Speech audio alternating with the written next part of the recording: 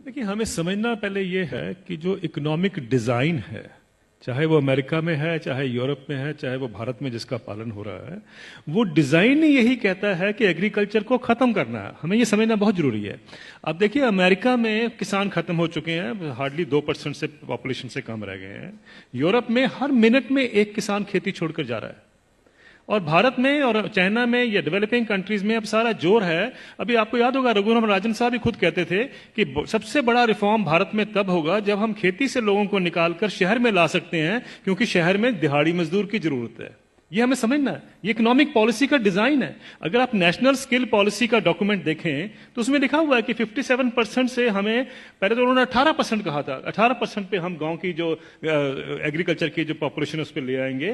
फिर उन्होंने कहा 38% पे अब आ गए हैं, 57 से 38% कर देंगे वो 2022 तक।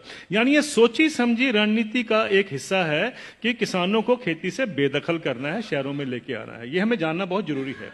जब हम ये जान जाते हैं तो उसके लिए जो पूरा इकोनॉमिक ढांचा बनाया जाता है। अब जैसे बताया आपने पहले कि देखिए क्राइसिस है, इतने सालों से किसान को इनकम नहीं मिल रही है। जब हम दूसरे सेक्शन को देखते हैं, मैं इसका एक उदाहरण देता हूं सिंपल सा।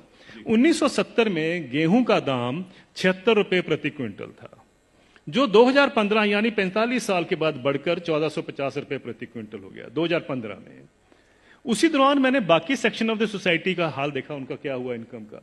मैं सिर्फ बेसिक पे और डीए ले रहा हूं। उसी दौरान में 45 साल के पीरियड में सरकारी मुलाजिम की जो बेसिक पे और डीए है वो 120 से 150 गुना बढ़ गया।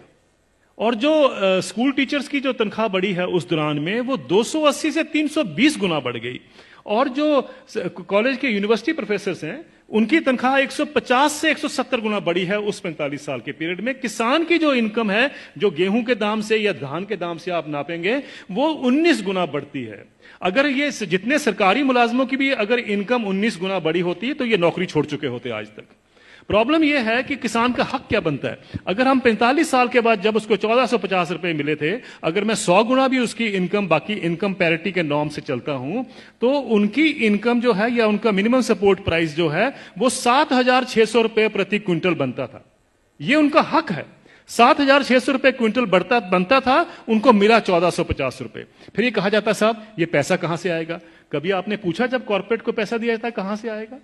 कभी आपने पूछा 7वां वेतन आयोग का पैसा कहां से आएगा? 7वां वेतन आयोग जब सारे देश में फैलाया जाएगा, अभी तो सिर्फ सेंट्रल गवर्नमेंट का है, तो क्रेडिट स्विस बैंक की स्टडी कहती है 4,80,000 करोड़ रुपए हर साल एडिशनल खर्चा होगा।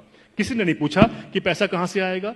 किसी ने नहीं कहा कि फिस्कल डेफिसिट बढ़ जाएगा। आप किसान को 2 लाख रुपए दे दीजिए, 2 लाख करोड़ रुपए अनाउंस कर दीजिए साल का देंगे, हाहाकार मच जाएगा इस देश में। अरे ये पैसा व्यर्थ जा रहा है, ये लोग डिजर्व नहीं करते हैं, ये सारा कुछ होगा, फिस्कल डेफिसिट बढ़ जाएगा। लेकिन इंप्लॉइज के लिए किसी ने कहा फिस्कल डेफिसिट बढ़ जाएगा?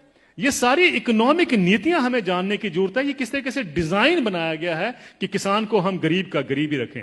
और ये पॉलिसी कितने दशकों से चलती आ रही है, सब सरकारें इसमें सम्मिलित हैं। अब आपका जो सवाल था कि ये क्या कारण है, इसका कोई बीच का रास्ता भी हो सकता है। बीच का रास्ता हम क्या ढूंढते हैं, मुझे एक छोटी सी बात बता दीजिए। जब आपका इनकम मिलती है, 7वां वेतन आयोग मिलता है या किसी को भी अपनी इनकम मिलती है, तो क्या कभी किसी ने सोचा है कभी किसान को कभी हाउस रेंट मिला हो, कभी एजुकेशन रेंट मिला हो, कभी हेल्थ अलाउंस मिला हो, कभी बच्चों के लिए मेडिकल अलाउंस मिला हो? किसानों को क्यों, ये क्या किसान नहीं क्या इस सोसाइटी में रहते हैं? सुप्रीम कोर्ट के जो ऑफिसर्स हैं उनको 21,000 रुपए कपड़ा धोने के लिए मिलता है हर साल का। डिफेंस वालों को 20,000 मिलता है हर साल का कपड़ा धोने के लिए, कपड़े धोने के लिए। और वो लड़ाई कर रहे हैं आजकल, डिफेंस वाले कह रहे हैं कि साहब सुप्रीम कोर्ट वालों को ज्यादा क्यों मिलता है, हम तो बॉर्डर पे रहते हैं। मेरा यह सवाल है, क्या किसान के पास कपड़े नहीं होते धोने को? कभी आपने सुना है कि किसान के कपड़े के लिए 20,000 रुपए भी कभी उसमें ऐड किया गया हो? मिनिमम सपोर्ट प्राइस में क्या करते हैं हम, जो उसकी लागत लगती है और फैमिली लेबर जो लगती है उसको जोड़ लेते हैं, बस यही। और अभी तो एम्प्लॉइज के लिए 108 अलाउंसेस भी होते हैं। अभी तो तनख्वाह और डीए के बाद 108 अलाउंस मिलते हैं। जिस भी सज्जन को 108 अलाउंस मिलते हैं उसको तनख्वाह की क्या जरूरत है, मुझे ये बता दीजिए। लेकिन अगर मिलते हैं तो मैं ये नहीं कहता कि नहीं मिलने चाहिए, लेकिन क्या किसान ने क्या गलत किया है कि उसको नहीं मिलते हैं? मैं ये कहना चाहता हूं, कभी किसान के एमएसपी में हाउस रेंट जोड़ा गया है, कभी उसका मेडिकल अलाउंस जोड़ा गया है, कभी उसके बच्चों के लिए एजुकेशन अलाउंस जोड़ा गया है? क्यों? क्या उसने बच्चे नहीं पालने हैं? हम ये क्यों मान के चलते हैं कि किसान तो हमारे देश के ऊपर बोझ है, इसके ऊपर हम दान कर रहे हैं? आप दान नहीं कर रहे हैं, आप उसको एक्सप्लॉइट कर रहे हैं, आप किसान को निचोड़ रहे हैं और उसी के साथ आपकी अर्थव्यवस्था चलती है। यह अर्थव्यवस्था के जब तक हम ढांचे को नहीं देखेंगे, हमें समझ नहीं आएगा कि किसान को मार इतने सालों से क्यों पड़ रही है। क्या